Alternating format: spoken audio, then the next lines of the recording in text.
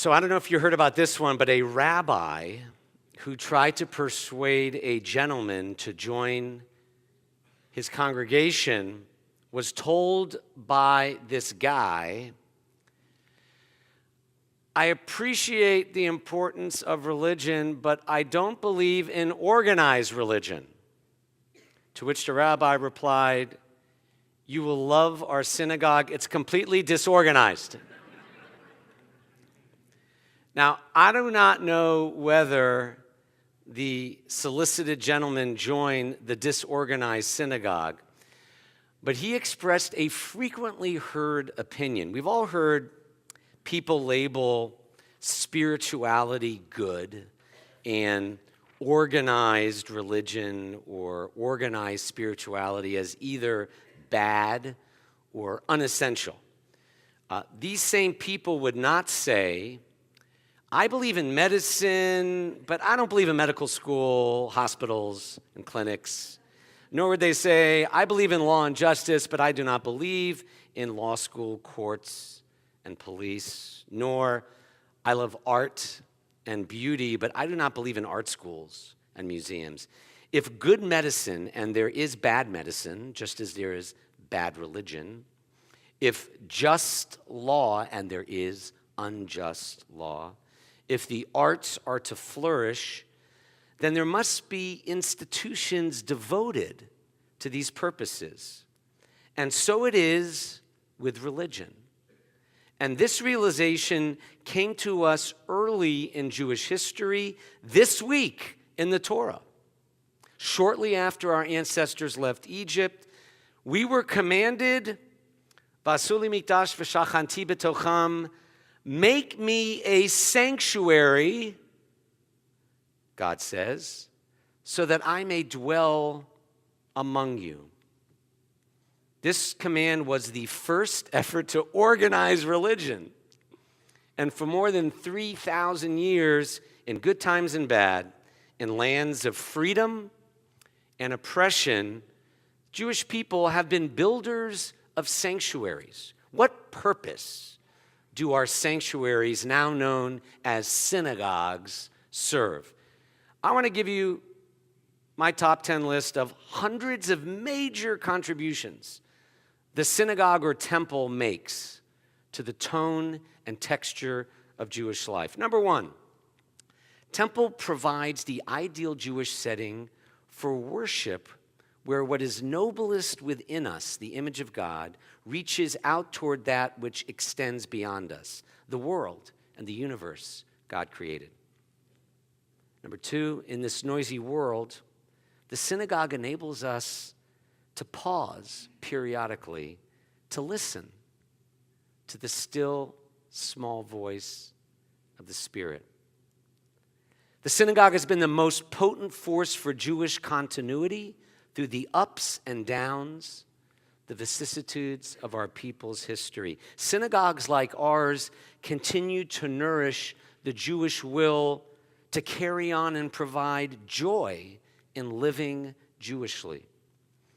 Temple raises to highest significance the great milestones of life, from birth to death, and life's most meaningful moments in between, by clothing them in the warmth of sacred rituals and providing this community of temple family members with whom to share these exalted occasions. The synagogue keeps alive our people's most treasured memories, our most fervent beliefs, and our most cherished hopes. Synagogue like ours provides an open-hearted, inclusive forum for Jews who take their heritage seriously and who look to Judaism for comfort, guidance, and inspiration. Temple nurtures our faith in the coming of an era of peace and justice for all people. It gives us the courage to work hard to bring about God's kingdom of justice and peace, and the patience to hopefully wait for it. The religious voice of the synagogue drapes every human being with highest dignity, confers upon each life we touch ultimate meaning. Just two more. Our synagogue invests the universe with high purpose and sees both the mystery and destiny in our people's Jewish history to become, if you didn't know the motto of the Reform movement, it's on the seal, to be a Mamlechet Kohanim v'Goy Kadosh, a light unto other peoples and nations of goodness and justice and decency.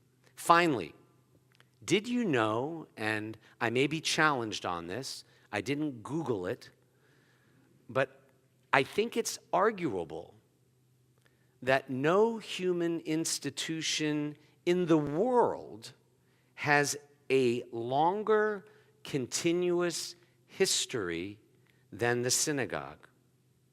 The central institution which symbolizes Jewish continuity and which makes that continuity possible. When we enter a synagogue-like temple, we join the mighty company of Jews throughout the ages who took seriously what is in the Torah this week. Make me a sanctuary so that I may dwell among you. Well, that pretty much sums up the purpose of organized religion as the Torah teaches this week. You have to do something so that God can be felt in your life. For if God is everywhere, then why can't people seem to find God anywhere? Let me repeat that. If God is everywhere, then why can't people seem to find God anywhere? That's where constructing the tabernacle this week and later a temple like this one to house it takes over. Sure, it doesn't always work. Sure, organized religion, like bad cops and everything else, can easily be perverted. So God says, you build this sacred place just as I've told you, and you will be reminded of me and the humanity you can be. Do religious deeds. Perform a mitzvah with devotion and reverence and compassion, and you, my people, will experience me every time. God says, make me a sacred place in your heart as well as in this space, and I will dwell among you. So in closing, when people just read a Bible verse and wonder, really? You're going to house God? No. Our temple and every sanctuary cannot possibly house God, but in a service such as this, and a place like temple, we can experience more intensely the indwelling presence of God, and then hopefully, when we leave here, be inspired to go out into the world at large, to be God's partner. Ken yehi ratzon. So may it be as we go inside and then outside. Go inside your heart, just be. Go inside your heart and see what it wants, what it needs, what it yearns when you breathe. Go inside your heart and see. May the words of my mouth and the meditations of my heart be kind, be true. May they be acceptable to you, my rock, my rock,